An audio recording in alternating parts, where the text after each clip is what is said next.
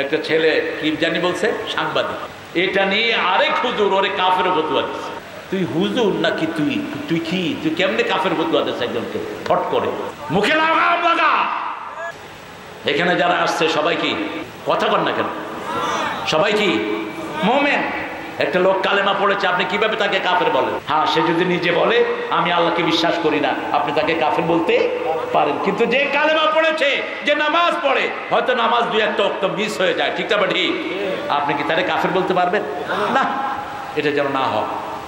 আমার ভাইকে আমি পরিশুদ্ধ করে দেব। কাদা ছোড়াছড়ি করো না, পরামর্শ দিয়ে ভাইকে সঠিক করে দাও।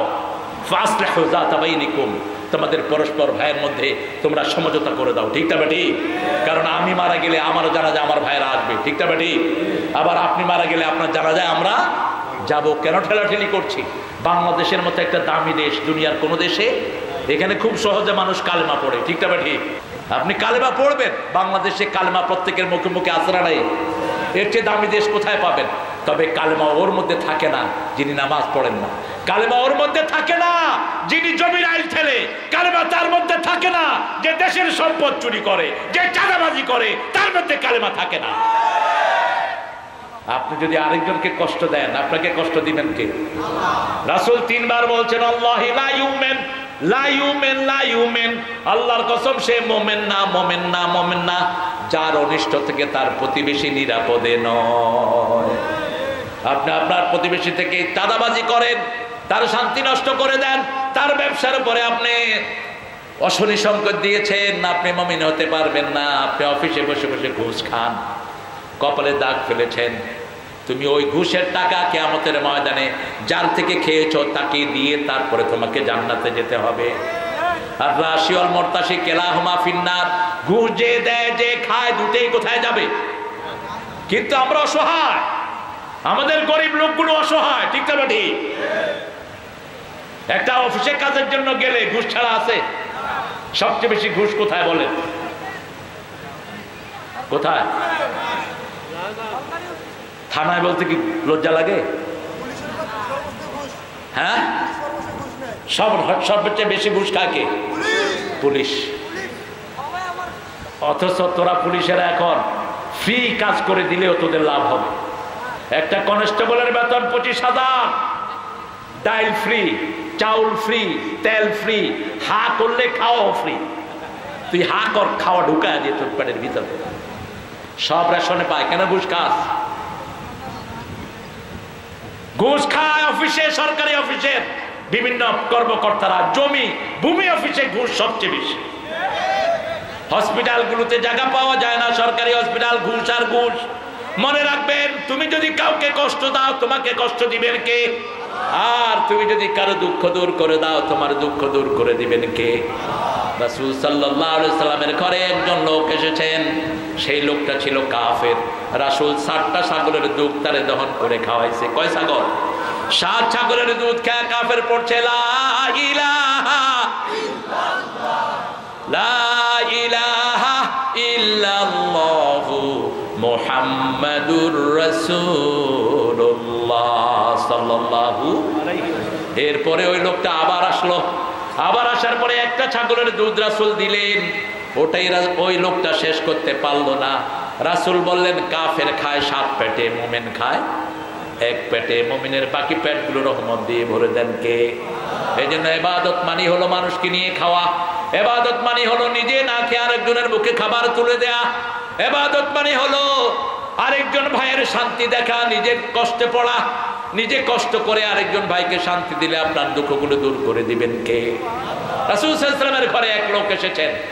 রাসূল ভোজন রসিক ছিলেন, খুব সুন্দর রাঁধতে পারতেন, রাহমাতাল লিল মানুষকে খাওয়াতেন।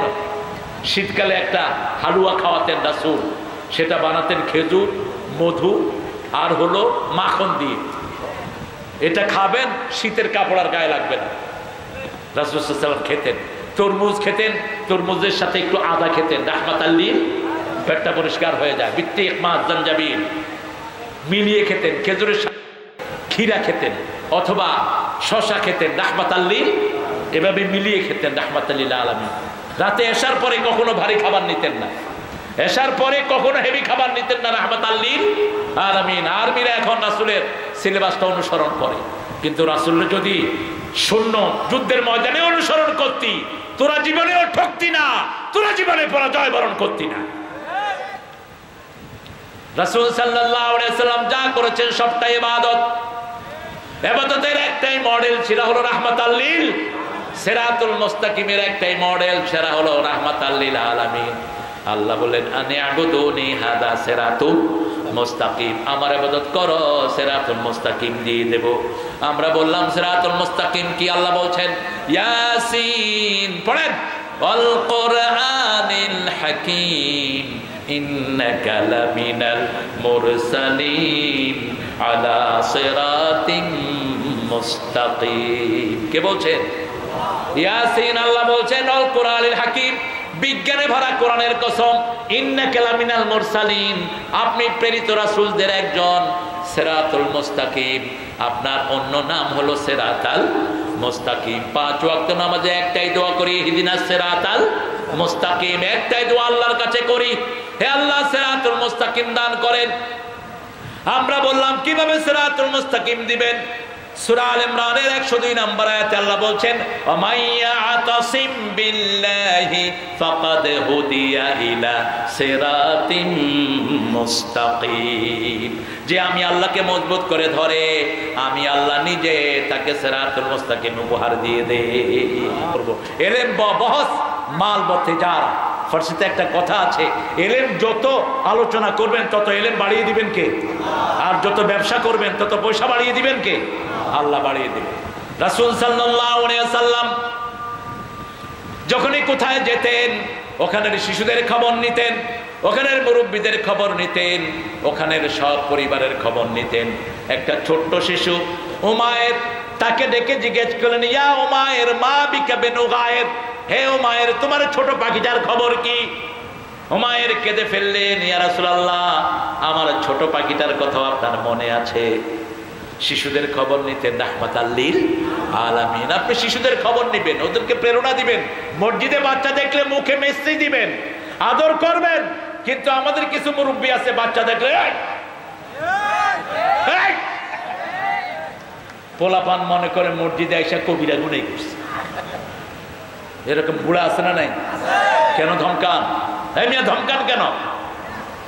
রাসূল আসরের নামাজের সেজদায় গিয়েছেন, হুসাইন ঘর থেকে এসে রাসূলের মাথায় বসে আছে, সেজদা লম্বা হয়ে গেছে। নামাজ শেষ করলেন, সাহাবায়ে কেরাম জিজ্ঞেস করলেন, ইয়া রাসূলুল্লাহ আসরে এত লম্বা সেজদা তো আপনি দেন না, অসুস্থ হলেন নাকি, ওহী আসলো নাকি? রাসূল বললেন, আমার নাতি আমার মাথায় বসা ছিল, তাকে কষ্ট দিতে চাইনি, আমি সেজদায় পড়েছিলাম। আর আল্লাহ বলেন ওয়া মা ইয়াতিকু আনিল হাওয়া ইন হুয়া ইল্লা ওয়াহয়ুন ইউহা, নিজের মন থেকে কোনো কাজ তিনি করতেন না। He never talks from his personal wings, কখনো মন গড়া কিছুই তিনি করতেন না। আল্লাহ ওহী করার পরে কথা বলতেন রাহমাতাল লিল আলামিন। রাসূল সাল্লাল্লাহু আলাইহি সাল্লাম কিভাবে মানুষকে ভালোবাসতেন? একজন লোকের কথা বলছি, তিনি একটা মসজিদে আসলেন, এসে ইমামকে বললেন, হুজুর আমাকে কালেমা পড়ায়া দেন, আমি মুসলমান হয়ে যাব। হুজুর বললেন, তোমার পরিচয় কি? ছেলেটা বলল, আমি খ্রিস্টান ছিলাম, আমি এক আল্লাহকে ডাকতাম, আমি গির্জায় যেতাম, ওই মূর্তির দিকে ধ্যান করতাম না, আমি এক আল্লাহকে ডাকতাম, বারবার ডাকতাম। আল্লাহ আমাকে স্বপ্ন দেখালেন এই মিম্বারটা, এই মিম্বারে বসে যিনি কথা বলছেন তার কাছে গিয়ে আমি যেন কালেমা পড়ি। ওই যে আয়াতটা ওমাইয়াতাসিম বিল্লাহ ফাকাদ হুদিয়া ইলা সিরাতিম, কেউ যদি আল্লাহকে ধরে তাকে হেদায়েত দান করে দেন কে? উঠতে বসতে চলতে ফিরতে ধ্যান হবে কার?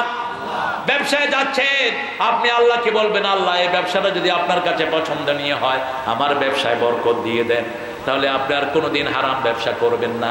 আপনি জমিতে যাচ্ছেন, আপনি আল্লাহকে বলবেন, আল্লাহ আমার জমির চাষটা যদি আপনার কাছে ভালো লাগে বরকত দেন, তাহলে আপনি কারো জমির আইল ফেলবেন না। অনেক লোক মাথায় কি সুন্দর টুপি, লাঙ্গলের মাথা দিয়ে আরেকজনের আইল ফেলা। সুবহানাল্লাহ সুবহানাল্লাহ, তুমি পড়বা সুবহানাল্লাহ, কিন্তু আরেকজনের আইল ফেললে তোমার আমলনামায় উঠবে গজবুল্লাহ লানতুল্লাহ। খবরদার ওজনে কম দিবেন না, কারো জমির আইল খেলবেন না। এক বিগত যে অন্যায় ভাবে নিবে 7 তবক জমিন ঘাড়ে করে কিয়ামতের ময়দানে তাকে উঠতে হবে। বিবির মোহরানা দেয় না অনেকেই, মোহরানা ক্যাশ দিবেন বিবিকে, মোহরানা ফরজ। মোহরানা কি? আতুন নেসা নেসা সাদুকাতিহিন্না নেহলা আতুহুন্না উজুরাহুন্না ফারিদা, এটা ফরজ হিসেবে আদায় করো। মোহরানা আপনি বিয়ের আগে আদায় করবেন, আগ হওয়ার আগেই আগে মোহরানা দিবেন। কারণ আমরা যখন মোহরানা বিয়ে সংগঠিত করতে যাই তখন মোহরানার কথাটা আগে কাকে বলতে হয়? কথা কনটা কেন? বউকে বলতে হয়। বউকে বলতে হয় সলিমুদ্দির ছেলে কলিমুদ্দি কুতকুত 10 লক্ষ টাকা মোহরানায় তোমাকে বিয়ে করতে চায়। সকিনা বানু, তুমি রাজি আছো? সকিনা যদি চুপ করে থাকে তাহলে কি হলো? সম্মতি হলো। আর যদি গোপনে আস্তে করে আলহামদুলিল্লাহ বলে তাও হয়ে গেল। কিন্তু জোর করে ওর বড় আওয়াজ নেওয়ার কোনো দরকার নাই। যে মেয়েরা লজ্জাশীল ওরা চুপ করেই থাকে। বাস আপনি নিয়ে আসছেন এজেন্ট, মেয়ের অনুমতি নিয়ে আসেন। আগে লেডিস ফার্স্ট, আগে মেয়েদের অধিকার। এরপরে আপনি ছেলেকে বলবেন, এই কুতকুত, তোমাকে সকিনা 10 লক্ষ টাকায় তোমার জাউজিয়াতে আসতে চায়, তুমি তাকে কি স্ত্রী হিসাবে কবুল করবা? কুতকুত মুখের কাপড় সরায় কবুল। কি লজ্জা! এরপরে যৌতুক খাস কেমনে মূর্খ? যৌতুক কিভাবে খাস? যৌতুক খালি তুই জাহান্নাম কামাই করলি, ঘরের শান্তি নষ্ট করলি। তোর মেয়েকে যখন বিয়ে দিবি তখনও তুই যৌতুক ছাড়া দিতে পারবি না। আর যদি মহারানা দিয়ে বিয়ে করো, ওই বিয়ের ভিতরে রহমত নাজিল করবেন কে? রাসূল সাল্লাল্লাহু আলাইহি ওয়াসাল্লাম 13টা বিয়ে করলেন মোট। সবগুলোতে আগে মহারানা আদায় করে দিয়েছেন। সবচেয়ে দামি মহারানা দিয়েছেন মা খাদিজাকে 19টা তাজা ওট। কয়টা? 19টা তাজা ওট মা খাদিজার মহারানা। কারণ মা খাদিজার দাম ছিল সবচেয়ে বেশি। প্রত্যেকে ক্যাশ মহারানা দিয়েই রাসূল সাল্লাল্লাহু আলাইহি ওয়াসাল্লাম বিয়ে করে আনলেন। ইবাদত জন্ম থেকে মৃত্যু পর্যন্ত ইবাদত। আবার আল্লাহ রাব্বুল আলামিন বলছেন সব নবীকে আমি ইবাদতের জন্য পাঠিয়েছি। সূরা নাহলে আল্লাহ বলছেন ওয়ালাকাদ বাআসনা ফি কুল্লি উম্মাতির রাসূলা আন ইবুদুল্লাহা ওয়াজতানিবুত তাগুত। প্রত্যেক নবী প্রত্যেক কওমের কাছে আমি নবী পাঠিয়েছি। সব নবীদের দাওয়াত ছিল ইবাদত করতে হবে কার? এক আল্লাহর ইবাদত। ইবাদতের মাথা হলো নামাজ। সূরা তাহার ভিতরে আল্লাহ বলছেন ইন্নানি আনাল্লাহু লা ইলাহা ইল্লা আনা ফা'বুদনি ওয়া আকিমিস সালাতা লিযিকরি। নিশ্চয় আমি আল্লাহ, আমি ছাড়া তোমাদের কোনো ইলাহ নাই, আমার ইবাদত করো। আমরা বললাম ইবাদত করব কি? আল্লাহ বলেন আকিমিস সালাতা লিযিকরি, নামাজ কায়েম করো, আমার জিকির প্রতিষ্ঠিত হয়ে যাবে। আজকে আমরা এখানে যারা এসেছি আজকে ওয়াদা করব এক ওয়াক্ত নামাজ আর জীবনে ছেড়ে দেব না। রাজি আছেন? প্রিয় বাবারা রাজি আছেন? একটু আল্লাহকে হাত তুলে দেখা দেয়, বলেন হে আল্লাহ, হে আল্লাহ, আপনার নামে শপথ করছি জীবনে আর কোনো দিন ফরজ নামাজ, ফরজ রোজা, ফরজ পিতামাতার খেদমত, ফরজ কোরআন পড়া, ফরজ কোরআন মানা ছেড়ে দেব না, ছেড়ে দেব না।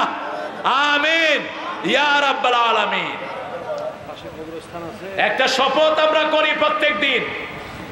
প্রত্যেক দিন আমরা ভিতরের নামাজে একটা শপথ করি, অনাত্রুকু মাইয়াফ জুরুকা।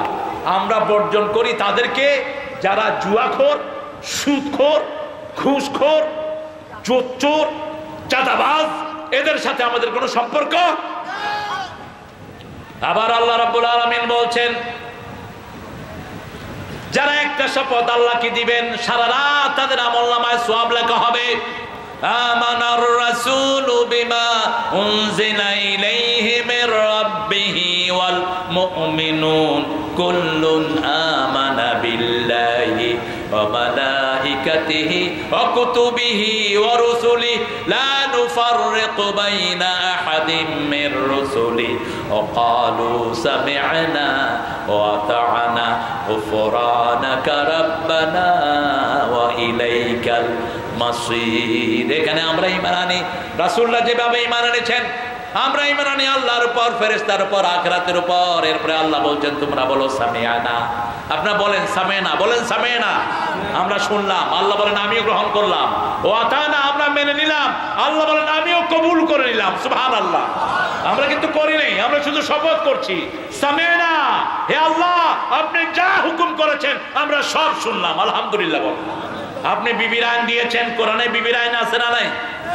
ছেলে মেয়ের আইন আছে না নাই? কিভাবে ছেলে মেয়েদেরকে পড়াবেন, কি পড়াবেন ছেলে মেয়েদেরকে, সেটা কোরআনে নাই।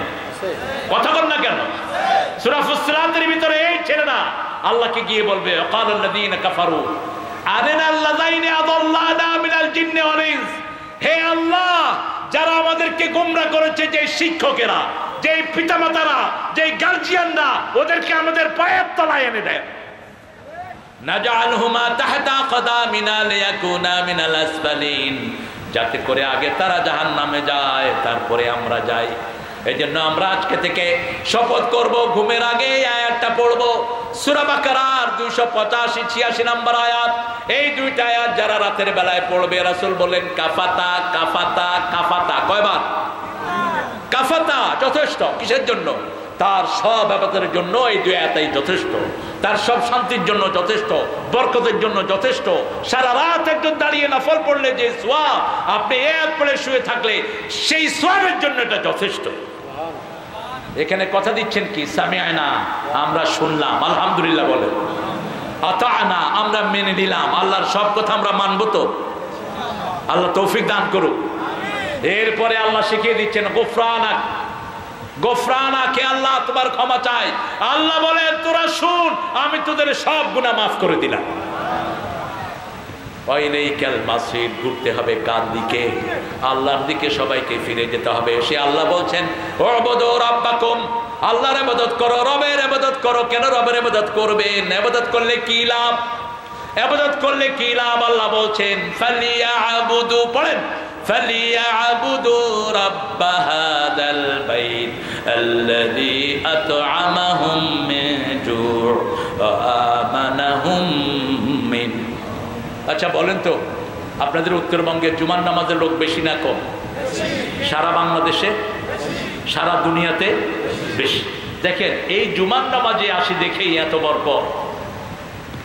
বাংলাদেশের সবচেয়ে বরকতি এলাকা কোন জেলা বলেন? রংপুরে সবচেয়ে বেশি কি হয় বলেন তো? রংপুর শহরে একটা বরকত আছে। রংপুর শহরে হোটেলগুলোতে কচুর শাক খাওয়ায়। কচুর শাক পৃথিবীর সর্বশ্রেষ্ঠ শাক। আধা পোয়া কচুর শাকে 1 কেজি গোস্তের প্রোটিন থাকে। কচুর শাক যারা খায়, যে মেয়েরা, ওদের কোনো আয়রন ট্যাবলেট খেতে হয় না, এত বেশি আয়রন এই কচুর শাকের ভিতরে। কচুর শাক যারা খায় তাদের ইন্টারনাল যত ক্ষত থাকে সবগুলো ক্ষত মেকআপ হয়ে যায়। রংপুরে চাউল নাই, নাই। কলা সস্তা না বেশি? এক হালি কলা কত? কত? 20 টাকা। আল্লাহ আমার একটা বাড়ি করে দাও। কেন 4টা কলা আনলো 60 টাকা দিয়ে, 60 টাকা। তাও দারোয়ান বলছে স্যার দামাদামি করে আনছি। 70 টাকা চাইছে, 60 টাকা দিয়ে কোনো মতে আনছে। একটা কত পড়লো? 15 টাকা। আর আপনারা 4টা খান 20 টাকা। আর কত সস্তা চান আপনারা? কেন এত বরকত? 5 ওয়াক্ত নামাজ যদি পড়েন, আপনার দায়িত্ব নেবেন কে? রাসূল বলছেন মান সাল্লা সুবহা ওয়া হুয়া ফি জিম্মাতিল্লাহ, যে ফজর আদায় করবে আল্লাহ তার জিম্মা নিয়ে নেয়। আমরা যখন আল্লাহর জিম্মায় থাকবো, আমাদের উপর কেউ আক্রমণ করতে আসলে আমাদেরকে হেফাজত করবেন কে? যেমন একজন ডিসি থাকে সরকারের জিম্মায়, ঠিক না ঠিক? এই জন্য ডিসিকে আক্রমণ করতে গেলে সরকার আসে, ঠিক না ঠিক? একজন আর্মি থাকে মেজরের জিম্মায়, আর্মিকে আক্রমণ করলে মেজর বাঁচাতে আসে। আর আল্লাহর হাবিব বলছেন যারা ফজরের নামাজ পড়ে তাদের জিম্মা কার জিম্মায় থাকে? আল্লাহর জিম্মায়। আবার রাসূল বললেন 2 ঠান্ডার নামাজ যে পড়বে সে জান্নাতি হয়ে যাবে। দাখালাল জান্নাহ লাইয়ুল জান্নাত মান সাল্লাল বারদাইন। 2 ঠান্ডার নামাজ যে পড়বে আগুন কখনো তাকে স্পর্শ করবে না। আল্লাহ রাব্বুল আলামিন এবারে চূড়ান্ত কথা বলছেন, ইবাদত করলে কি দিব? ইবাদত করতে রাজি আছি তো? লুঙ্গি কতটুকু রাখে ইবাদত বলেন তো? টাকনুর উপরে আর হাঁটুর, টাকনুর উপরে হাঁটুর নিচে। কিন্তু যদি কাঁচা দেয়, ওই যে কি জানি কয়টা লেংটু, লেংটু, লেংটু, এই যে লেংটু দেয় না অনেকে, মাথায় টুপি আবার লেংটি দিচ্ছে। দেখেন, নামাজ পড়তে গেছে লেংটি খুলছে, কিন্তু লেংটি তো খুলে নেই, লেংটি অর্ধেক হয়ে গেছে। যখন সেজদা গেছে উপরে ফ্যান ঘুরতেছে, যা হওয়ার তাই হয়েছে। আপনি দিলেন কেন এটা? এটা দিবেন না। আপনি একা থাকলেও উলঙ্গ হবেন না। উলঙ্গ হলে ফেরেশতা কি হয়?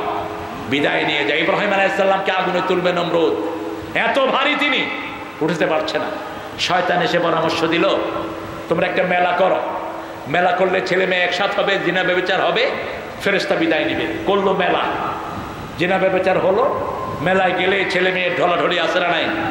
আপনার কোনো মেয়েকে আপনি মেলায় দিবেন না, আপনার কোনো মেয়েকে কোনো ছেলের কাছে প্রাইভেট পড়াবেন না। আপনার এই রংপুরেই 5 বছরের ইয়াসমিন ধর্ষিতা হয়েছে পুলিশের হাতে। ছোটবেলা থেকে মেয়েকে হেফাজত করেন, মেয়ের মাথা ঢেকে দেন, ওকে সুন্দর বোরকা কিনে দেন, খোলামেলা ড্রেস ছেলেকেও কিনে দেন, মেয়েকেও কিনে দেন। রাসূল সাল্লাল্লাহু আলাইহি ওয়াসাল্লাম মা ফাতেমা একদিন সাজতেছিলেন, রাসূল দূর থেকে দেখলেন, দেখে একটু লুকিয়ে গেলেন। লুকিয়ে গিয়ে এবার সাজার পরে, মেয়েরা চায় না সে যখন সাজে কেউ যেন দেখে, সাজার পরে দেখুন। রাসূল বললেন, মা তুমি সেজেছো? বলছে, আব্বা বান্ধবীদের বাসায় যাবো তো এই জন্য সেজেছি। ছোট্ট মেয়েকে রাসূল কি বলছেন শুনেন। রাসূল বলছেন সাল্লাল্লাহু আলাইহি ওয়াসাল্লাম, মা দুনিয়ার সাজ যদি বেশি হয়ে যায়, জান্নাতের সাজ থেকে আল্লাহ তোমাকে বঞ্চিত করে দিবে। কি ছোট্ট কথা, সারা দুনিয়া ঢুকিয়ে দিলেন। মা আয়েশা বলতেন, সেই থেকে আর কোনোদিন আমি বাইরে যেতে সাজি নেই। আপনার মেয়েকে আপনি শিক্ষা দিবেন, আপনার মেয়ে ছেলে যেন আপনার জন্য জান্নাতের কারণ হয়। আপনার মেয়ে ছেলে নামাজ পড়ে হাত তুলে দোয়া করবে, রব্বের হামহুমা কামা রব্বায়ানি সগীরা। হাজার বিপদ থেকে আল্লাহ আপনাকে বাঁচিয়ে দিবেন। আর সেই দোয়া শিখার জায়গা কোথায়? এই মাদ্রাসাগুলো, স্কুলে কোনো দোয়া নাই। সালামটাও তো পর্যন্ত ঠিক মতো দিতে পারে না, সাজরাও দেয় না, পোলাপানও দেয়। পতাকা ওঠানোর সময় এই হেই, আরে বেকুব, সালাম তো দিবি। মালয়েশিয়াতে 35% কি 40% মুসলমান। মালয়েশিয়াতে স্কুলে ঢোকার সময় সব ছেলে মেয়েরা একসাথে দেয় আসসালামু আলাইকুম ওয়া রাহমাতুল্লাহি ওয়া বারাকাতুহু। আবার যখন তারা বাসায় ঢুকে আসসালামু আলাইকুম ওয়া রাহমাতুল্লাহি। আমাদের প্রতিদিন 120 কোটি বাচ্চা স্কুলে যায়। আপনি চিন্তা করেন তো, 1 কোটি থেকে 120 কোটি বাচ্চা যদি সালাম দিয়ে ঢুকতো আর সালাম দিয়ে বের হতো, সারা দেশ তো এমনি শান্তিতে ভরপুর হয়ে যেত। এই জন্য সালামের প্রসার ঘটাবো। রাসূলকে জিজ্ঞেস করা হলো, শান্তিতে জান্নাতে যেতে চাই, রাসূল বললেন 4টা কাজ করো। ইফশাউস সালাম, আত'আমুত তুআম, সাল্লু ফিল লাইলি ওয়ান নাসু নিয়াম, তাসিরুল আরহাম, তাদখুলুল জান্নাতা বিসালাম। যাকে চিনো যাকে চিনো না সালাম দাও। তোমার আগে যেন কেউ সালাম দিতে না পারে। রাসূলের আগে রাসূলকে কেউ সালাম দিতে পারতেন না। আপনি আগে সালাম দিয়ে দেন। যে আগে সালাম দেয় তাকে বরকতময় করে দেন কে? তাকে অহংকার মুক্ত করে দেন কে? আত'আমুত তুআম, মানুষকে খাওয়াও। সাল্লু ফিল লাইলি ওয়ান নাসু নিয়াম, মানুষ যখন ঘুমায় তখন তুমি নামাজে দাঁড়িয়ে যাও। ঘুম আসতেছে না, উঠে ঘুমের ট্যাবলেট খায়। অথচ প্রত্যেকদিন ফজরে শুনি আসসালাতু খায়রুম মিনান। ঘুম ভালো না নামাজ ভালো? কেন ভালো? এটার অর্থ হলো আপনি ঘুমালে যে শরীরটা ভালো হতো তার চেয়ে বেশি ভালো থাকবে নামাজ পড়লে। সুবহানাল্লাহ। একটু টেস্ট করে দেখেন, আপনার শরীর অস্থির লাগছে, নামাজ পড়েন। বেলাল কি প্রায় রাসূল বলতেন, আযান ইয়া বেলাল আরহনি বিসসালাত, হে বেলাল আযান দাও, নামাজ দিয়ে আমার কলিজাটাকে ঠান্ডা করে দাও। সালাত, সালাতের চেয়ে শ্রেষ্ঠ নিয়ামত আর কিছুই নাই। সারা অঙ্গ সব কিছু একসাথে আল্লাহর কাছে ধন্যবাদ দেয়। প্রথমে ভেবে দাঁড়ান 2 পায়ের উপর। ব্যায়ামের মধ্যে এটা হলো সর্বশ্রেষ্ঠ পজিশন। ব্লাড সার্কুলেশন সবচেয়ে ভালো হয়। 1 পায়ে ভর দিয়ে যারা দাঁড়ায়, আবু হুরায়রার বর্ণনায় রাসূল বললেন তাদের গলায় শয়তান গামছা বাঁধে। এই যে 1 পায়ে দাঁড়ায় না হাঁসের মতো, 2 পায়ে একসাথে দাঁড়াবেন, একসাথে দাঁড়াবেন। হাত যেখানে ভালো লাগে উপরে বাঁধতে পারেন, এখানে বাঁধতে পারেন, নাভির নিচে পারেন, আবার ছেড়েও দিতে, এটা নিয়ে ঠেলাঠেলির কোনো দরকার নাই। হাত এখানে বাঁধলেই হবে। তবে যেহেতু আমাদের ইমাম আবু হানিফা রাহমাহুল্লাহ নাভির নিচে বেঁধেছেন, আমরাও কথা কন না। আবার সৌদি আরবে গেলে আমাদের লোকেরাই কিন্তু বুকে হাত বেঁধে বয়ে থাকে, কারণ দুই পাশে দেখে যে এমন লোকেরা, তো হে চিন্তা করো ওই বেটা আবার কি না কি কর, আমিও সেরকম করি। সৌদি আরবে গেলে তো আমরাও জোরে আমিন বলি, ঠিক না বেটি? এখানে ইমাম সাহেব যেভাবে আমিন বলবে আপনিও সেইভাবেই আমিন বলবেন, তাহলে মসজিদের শৃঙ্খলাটা সুন্দর থাকবে। এগুলো মোস্তাহাব সওয়াব, এগুলো ছেড়ে দিলে কেউ গুনাহগার হবে না, এগুলো নিয়ে বিগ ইস্যু করার দরকার নেই। মুসলমানদের ঐক্য দরকার। যারা ঐক্যবদ্ধ হয় না এরাই ইসলামের সবচেয়ে বড় দুশমন। যারা ঐক্যের বিরুদ্ধে কথা বলে, কথায় কথায় ঐক্য বিরোধী কথা বলো, তুমি হলা ফ্যাসিস্টদের দোসর, তুমি আলেমদের বন্ধু না। আমরা আল্লাহর ইবাদত করব, রাজি আছি তো? ইবাদত করলে চূড়ান্ত কথা আল্লাহ বলছেন ফাদখুলি, পড়েন ফাদখুলি ফি ইবাদি আদখুলি জান্নাতি। দুনিয়াতে আমার ইবাদতে প্রবেশ করো, মৃত্যুর পরে আমি তোমাকে জান্নাত দিয়ে দেব। দুনিয়াতে তুমি শুধু আমার একটু কথা শোনার চেষ্টা করো, মৃত্যুর পরে তোমার মন যা চায় আমি আল্লাহ সেটাই তোমাকে করে দেব। এখন তুমি আমার হুকুম মানবা, আর মৃত্যুর পরে আমি আল্লাহ তোমার মনে চাহিদা দূর করে দেব। মা তাশতাহি আনফুসুকুম ওয়া লাকুম ফিহা মা তাদউন নুজুলাম মিন গফুরির রহিম। কার কথা? আল্লাহর কথা। আপনার মন যা চায় আপনি এটা করতে পারেন না, এখন আপনি করতে পারেন না। যেমন আমার মন চাচ্ছে এখন আমি যদি ফজরটা কাবা শরীফে পড়তে পারতাম, কিন্তু যেতে পারবো না। কিন্তু মান হাম্মা বিল হাসানা ফালাহু হাসানা, এই যে নিয়ত করলাম আল্লাহ কাবাতে ফজরের সওয়াব আমাকে দিয়েন, আল্লাহ দিবেন কিনা? কথা বল না কেন? আপনি গরিব মানুষ, আপনি 5 ওয়াক্ত নামাজে নিয়ত করেন আল্লাহ কাবাতে 1 সেজদা 1 লক্ষ সেজদা সওয়াব, আমি এখানে সেজদা দিচ্ছি, কাবার সওয়াব আমাকে দিয়ে দেন। আল্লাহর হাবিব বলছেন আনা ইনদা যন্নি আবদি বি, হাদিসে কুদসি, আমার গোলাম আমাকে যেমনি ধারণা করে আমি তার কাছে তেমনি হয়ে যাই। সুবহানাল্লাহ। গোলাম যদি আমার দিকে 1 বিঘত আগায় আমি তার দিকে 1 গজ আগাই, গোলাম যদি আমার দিকে হেঁটে আসে আমার রহমত তার দিকে দৌড়িয়ে যায়। আপনি চিন্তা করেন তো, আপনার 1 বিঘত তো 1 বিঘত, কিন্তু আল্লাহর 1 গজ কত দূর? আল্লাহর 1 গজের জায়গা দুনিয়া আখিরাতে কোথাও হতে পারে?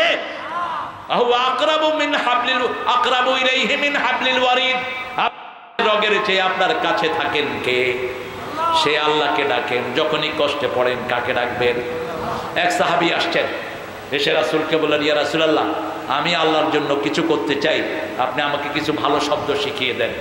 রাসূল সাল্লাল্লাহু আলাইহি ওয়াসাল্লাম শিখালেন, আপনারা পড়েন আল্লাহু আকবার, সুবহানাল্লাহ, আলহামদুলিল্লাহ, লা ইলাহা ইল্লাল্লাহ।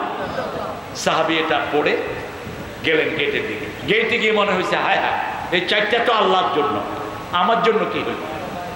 আবার ঘুরে আসলেন, এসে বললেন ইয়া রাসূলুল্লাহ এই 4টা তো আল্লাহর জন্য। আল্লাহু আকবার মানে সবচেয়ে বড় কে? আলহামদুলিল্লাহ মানে প্রশংসা কার? সুবহানাল্লাহ মানে মহাপবিত্র কে? লা ইলাহা ইল্লাল্লাহ। যখন এই 4টা বাক্য কেউ বলে আল্লাহ বলে ঠিক বলেছো, ঠিক বলেছো, ঠিক বলেছো, ঠিক বলেছো। এরপর রাসূল সাল্লাল্লাহু আলাইহি ওয়াসাল্লাম সাহাবীকে শিখিয়ে দিলেন, তারপরে তুমি বলো আল্লাহুম্মা গফিরলি, বলেন আল্লাহুম্মা গফিরলি, হে আল্লাহ আমাকে মাফ করে দেন, ওয়ারহামনি আমাকে রহম করেন, অরজুকনি আমাকে রিজিক দান করেন, ওহদিনি আমাকে হেদায়েত দান করেন, ওয়াফুনি আমার সব অপরাধ আপনি মিটিয়ে দেন। সাথে সাথে কবুল করে নেবেন কে? এই জন্য উঠতে বসতে চলতে ফিরতে ঠোঁটে 4টা জিকির থাকবে। কয়টা? 4টা জিকির। কিয়ামতে জান্নাতে যাওয়ার পরেও মুমিনরা আফসোস করবে, কেন অবসর সময় আল্লাহ জিকিরের মধ্যে কাটালাম না, কেন অবসর সময় অবসর বসেছিলাম। রাসূল সাল্লাল্লাহু আলাইহি ওয়াসাল্লাম বলছেন একটা লোক যদি প্রতিদিন সকালে সুবহানাল্লাহি ওয়া বিহামদিহি এটা 100 বার পড়ে, ওই দিন যদি সে মারা যায় তার চেয়ে শ্রেষ্ঠ মওত আর কারো হবে না। আবার কেউ যদি সন্ধ্যার সময় এই সুবহানাল্লাহি ওয়া বিহামদিহি পড়ে, ওই রাতে যদি সে মারা যায় তার চেয়ে শ্রেষ্ঠ মওত কারো হবে না। তবে রাসূল সাল্লাল্লাহু আলাইহি ওয়াসাল্লাম সাহাবীদেরকে বললেন যে বেশি পড়বে তার মওতটা আরো বেশি ভালো হয়ে যাবে। বুখারীর শেষ হাদিস, রাসূল সাল্লাল্লাহু আলাইহি ওয়াসাল্লাম বলছেন কালিমাতানে খাফিফাতানে আলাল লিসানে সাকিলাতানে ফিল মিদান হাবিবাতানে ইলার রহমান ইলা ইয়াউমিল কিয়ামা। দুটি বাক্য জিহ্বায় খুব সহজ, কিয়ামতে খুব ভারী, আল্লাহ খুব ভালোবাসেন। সুবহানাল্লাহি ওয়া বিহামদিহি সুবহানাল্লাহিল আযীম। পড়েন সুবহানাল্লাহি ওয়া বিহামদিহি সুবহানাল্লাহিল আযীম। এবার ইবাদতের ব্যাখ্যা দিচ্ছেন, রাসূল বলছেন আদ-দুআ হিয়াল ইবাদা, দোয়াটাই ইবাদত। দোয়াটা কি? ইবাদত। উঠতে বসতে চলতে ফিরতে চাইবেন কার কাছে? 24 ঘন্টা রাসূল চাইতেন। যেমন কাপড় পরতেন, আয়না দেখতেন রাসূল সাল্লাল্লাহু আলাইহি ওয়াসাল্লাম, আয়না দেখে বলতেন আল্লাহুম্মা হাসসিন খুলকি কামা হাসসানতা খালকি। হে আল্লাহ, আমার চেহারা যেমন সুন্দর করেছেন আমার চরিত্রটাকে তেমন সুন্দর করে দেন। কোথাও দোয়া ছাড়া নাই। আপনি ঘর থেকে বের হচ্ছেন, ডান পা বাম পা বাহিরে দিয়ে, কারণ বাহিরে আর পায়খানা একই পা, আর ঘর আর মসজিদে একই পা, ঠিক না বেটি? ঘরে ঢুকতে কোন পা? ডান পা। ঘরে ঢুকে পড়বে না বিসমিল্লাহির রহমানির রহিম আসসালামু আলাইকুম ইয়া আহলাল বাইত। ঘরের লোকদেরকে সালাম দিবেন। ইবাদতের দ্বিতীয় সংজ্ঞা, রাসূল বলছেন বোর কাছে যাওয়া ইবাদত। কার কাছে? কথা কন না কেন? বিবির কাছে যাওয়া ইবাদত। এখন যে ছেলেরা বিয়ে করে নাই তাদের কি অবস্থা? বল, বিয়ে করবে ইনশাআল্লাহ। তোমরা কোনো মেয়েকে জীবন নষ্ট করবা না। সূরা নূর পড়বা, প্রথম রুকু। যদি কারোর সাথে জিনায় লিপ্ত হও, তোমার জন্য হবে জিনাকারিনী, তোমার জন্য হবে মুশরিকা মেয়ে। কোন মুমিনা তোমার কপালে জুটবে না। আল খবিসুনা লিল খবিসাত, খবিসের জন্য খবিস মিলবে, ঠিক না বেটি? তুমি না জানলেও জানবেন কে? যদি কেউ করে থাকো, একই ছেলে 4-5 মেয়ের সাথে লাইন করে, আপনাদের এখানে নাই? একই মেয়ে 3-4টার সাথে লাইন করে, তুই লুচ্চা, তুই বেয়াদব, তুই চরিত্রহীনা। খবরদার, কোন মেয়ের সাথে যখন তুমি সুন্দর হাসি মুখে চ্যাট করো তখন তোমার চোখের জিনা হয়, হাতের জিনা হয়, ঠোঁটের জিনা হয়। আর যখন বিয়ের পরে তুমি তোমার বিবির চোখে চোখ রাখবা, চোখের সগীরা গুনাহ আল্লাহ মাফ করে দিবেন। হাতে হাত রাখবা, হাতের গুনাহ মাফ। সন্তান যখন পেটে আসবে ওই অবস্থায় মেয়ের প্রত্যেকটা ব্যথায় মেয়ের গুনাহ মাফ। প্রসবের সময় যদি মেয়ে মারা যায়, রাসূল বললেন বিনা হিসাবে আল্লাহ তাকে জান্নাত দিয়ে দিবে। ছেলে বালেগ হলে বিয়ে দিয়ে দেন, মেয়ে বালেগা হয়েছে বিয়ে দিয়ে দেন। ছেলে এস্টাবলিশড হবে, তারপরে বিয়ে। যে ছেলে যেখানে যাবে, যে মেয়ে যেখানে যাবে তার রিজিক নিয়েই যাবে। একজন দরিদ্র সাহাবী এসে বলছেন ইয়া রাসূলুল্লাহ, আমি খুব গরিব। রাসূল বললেন তুমি বিয়ে করো। সাহাবী বললেন আমি নিজেই খাইতে পারি না। রাসূল বললেন তুমি বিয়ে করো, তাহলে তোমাকে বরকত দান করবেন কে? বিয়ে করেছে, বিয়ের পরে আল্লাহ তাকে বরকত দিয়েছে। তবে মোহরানা যদি লোহার আংটিও হয়, মোহরানা দেয়া ছাড়া বিয়ে করা জায়েজ না। এক দরিদ্র সাহাবী এসে বলছেন ইয়া রাসূলুল্লাহ, আমি বিয়ে করতে চাই কিন্তু আমি খুব গরিব। অনেক ঘটনা দেখেন, রাসূল বসে আছেন মসজিদে নববীতে, একজন মহিলা সাহাবী এসে বলছেন জাওয়িজনি ইয়া মুহাম্মদ, হে মুহাম্মদ আপনি আমারে বিয়ে করেন। কি বিব্রতকর অবস্থা বুঝেন। রাসূল নিচের দিকে তাকিয়ে আছেন, একটা লজ্জাবতী মেয়ে, তে লজ্জাশীল ছিলেন রাহমাতাল লিল আলামিন, চুপচাপ বসে আছেন। মেয়েটা আবার বলছে। একজন দরিদ্র সাহাবী এসে বলছে হুজুর আপনি যদি না করেন, বুঝলেন তো? রাসূল সাথে সাথে বললেন মোহরানা আছে? মোহরানা আছে? কয় নাই। হাল আনদাকা সূরাতুল কাউসার, তোমার কাছে কি সূরা কাউসার আছে? আছে। হাল আনদাকা সূরা নসর, তোমার কাছে সূরা নসর আছে? আছে। তোমার কাছে সূরা জিলজাল আছে? আছে। সূরা কাফিরুন আছে? আছে। এই 4টা সূরা যার কাছে আছে সে পয়সালা হয়ে যাবে। আরো আস্তে কর না সুবহানাল্লাহ। এই সূরাগুলো তার মোহরানা হয়ে গেল। আরেক সাহাবী এসেছেন, তার মোহরানা হলো কোরআন শিক্ষা দেয়া। কি শিক্ষা দেয়া? কোরআন শিক্ষা দেয়া। কিন্তু বিনা মোহরে কোনো বিয়ে হতে পারবে? বিবির কাছে গেলে ইবাদত, উঠতে বসতে ইবাদত, চলতে ফিরতে ইবাদত। আপনি কোন ব্যবসা করবেন যেখানে ইবাদত হয় না, সেই ব্যবসা করা যাবে না। যে খাওয়া খেলে ইবাদত হয় না, সেই খাওয়া খাওয়া যাবে না। যেই মানুষের কাছে গেলে ইবাদত হয় না, বেনামাজির কাছে গেলে ইবাদত হয় না, সেই মানুষের কাছে আপনি যাবেন না। আল্লাহ চূড়ান্ত ভাবে বলছেন ফাদখুলি ফি ইবাদি ওয়াদখুলি জান্নাতি, আমার ইবাদতের মধ্যে দাখিল হও, আমার জান্নাতে চলে যাও। পড়েন সুবহানাকা আল্লাহুম্মা ওয়া বিহামদিক আশহাদু আন লা ইলাহা ইল্লা আনতা আস্তাগফিরুকা ওয়া আতুবু ইলাইক।